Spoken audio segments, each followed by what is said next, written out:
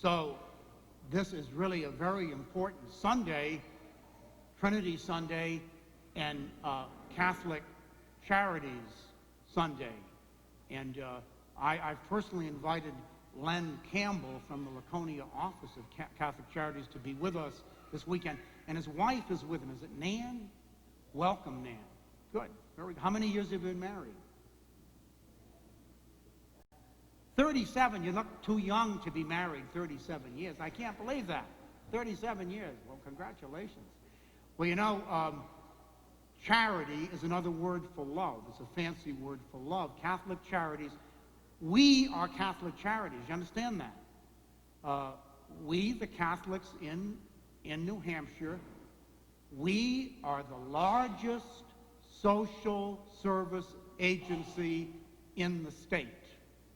There's no one any bigger except the state government.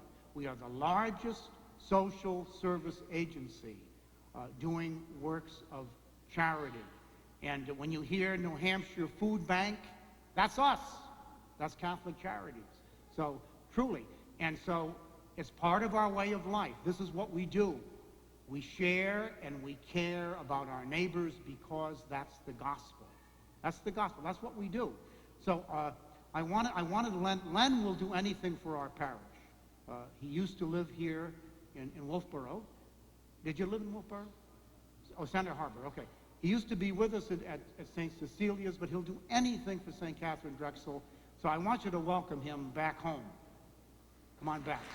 All right.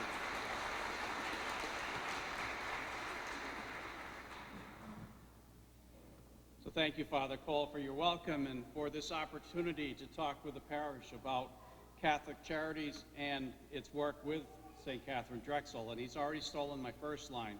I'm supposed to ask, what is Catholic Charities? But he's already told you. You are Catholic Charities. We are Catholic Charities. And through the relationship we have and the hope you provide, Catholic Charities is paving the way for people to learn to move toward a life that has respect and dignity. In today's gospel, Jesus tells us about the Spirit of truth, which is in all places at all times.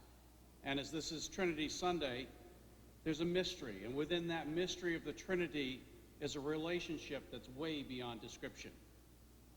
Pope Francis suggests in Laudato Si that it's imprinted on us, and we express that in our lives, which we do by caring for those who are near, our neighbors, because we're part of that Spirit, extending that relationship so we can be part of that mysteries. And so you are Catholic Charities, and for that I thank you. You continue to have an impact on those who come to Catholic Charities in the 10 regional offices around the state. As Father Cole said, we're the largest social service agency except for the state of New Hampshire. You're touching 1 in 13 lives around this state by supporting programs that teach families the benefits of a positive family structure, counseling those who are hurt because of divorce or other loss, feeding the hungry through the New Hampshire Food Bank, and so much more. You have changed the lives of people, not just providing them with emergency help, but by giving them hope for a better future through programs and services that lead people towards respect and dignity. So I'd like to tell you the story about Paul, and one reason is because one of the programs you're starting here at St. Catherine Drexel is the Friendly Visitor Program. A parishioner came and asked me, what's the Friendly Visitor Program look like at St. Catherine Drexel? And I said, well, you need to talk to your parish council.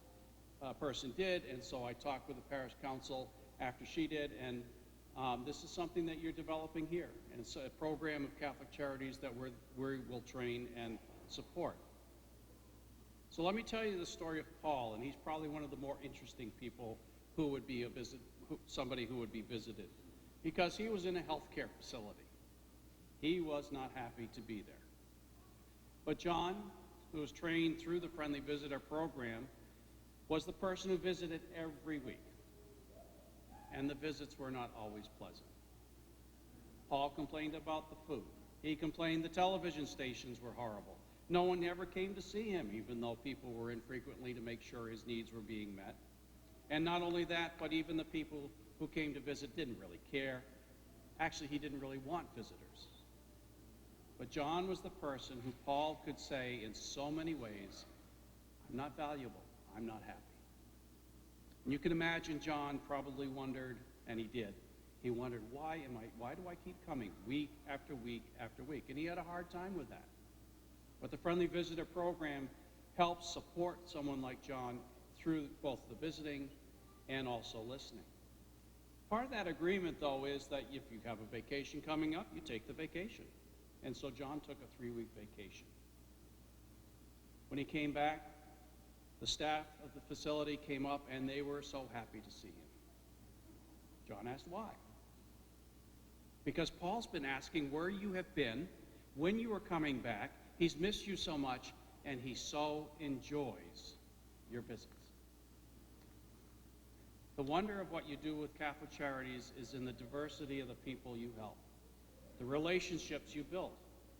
Like Paul, we don't always know the impact we make, but we respond to that desire for relationship that's imprinted on us. And that's who Catholic Charities is. And I thank you for being part of it. And that's why I also ask you this week to consider giving to Catholic Charities again, so that this year we can help those who come and ask. There are brochures and envelopes in the narthex and also on the baptismal. I ask if you would to please pick one up on the way out. I do have to read this part that you will notice. The envelopes are addressed to a Lewiston, Maine P.O. box. And that's because our auditors require that funds be processed in a secure, bonded, and licensed deposit facility. I won't say that again.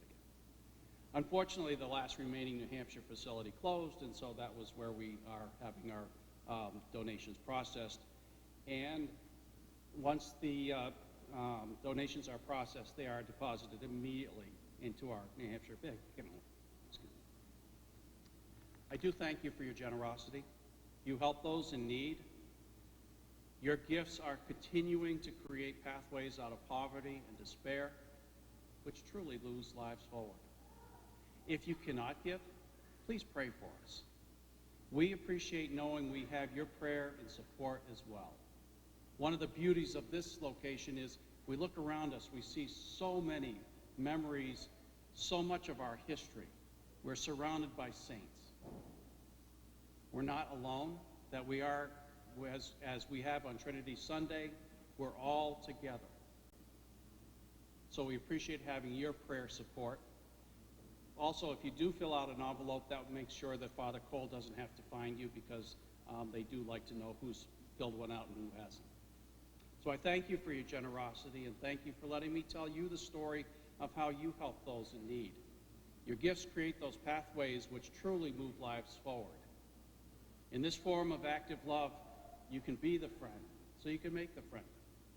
And if you have any questions, I'll be in the back after Mass. I would enjoy hearing from you. Thank you, and God bless you. Thank you, Len. Right.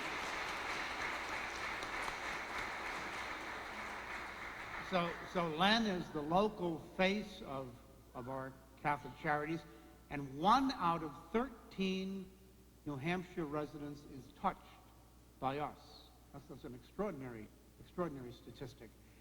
I'll speak to you at the end of the Mass if you'd like to be a friendly visitor, or if you know someone who would like a visit. Please stand now.